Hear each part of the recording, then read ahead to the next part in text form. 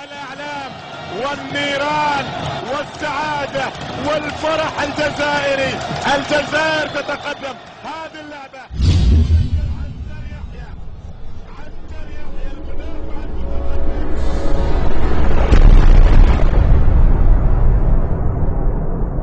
لو دخلت شويه في الكلام مش عارف امسك لساني. الناس دي مش عارف اتكلم عليها ازاي، لان دي ناس زباله، دي ناس زباله، لازم رد بجد. احنا عايزين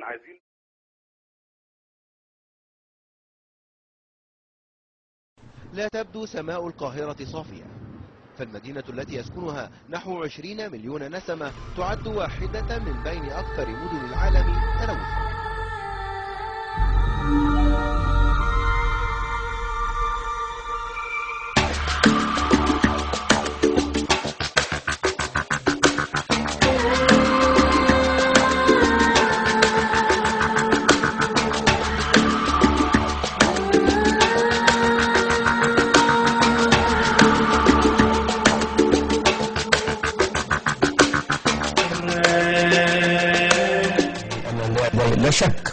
لا شك ان مصر قلب العرب النابض، ومصر أم هؤلاء العرب، شاء من شاء وأمن من أمن، وأن مصر بمكانتها وبتاريخها مهما كان ومهما مر بها من مراحل ضعف هي قائدة الأمة العربية، وأن ضعف مصر ضعف العرب، وأن ريادة مصر وقوة مصر هي قوة العرب.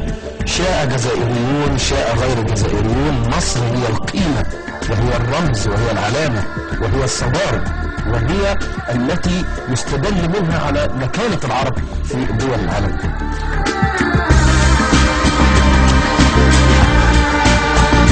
احنا مش قليلين، احنا مصر دي يعني مصر دي ام الرجاله بجد، فيها الفن كله، وفيها الكتاب وفيها الرؤساء وفيها العظماء 7000 سنه.